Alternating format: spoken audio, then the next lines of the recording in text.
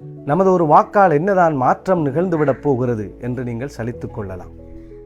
உண்மை என்னவெனில், உங்கள் அந்த ஒரு வாக்கினால் தான் மாற்றம் சாத்தியமாகும். பணத்துக்கு விலை போகாத அந்த வாக்கு, வாக்குறுதிகளுக்கு ஏமாறாத அந்த வாக்கு, அந்த உறுதியான வாக்குதான் மாற்றத்தை நிகழ்த்தும்.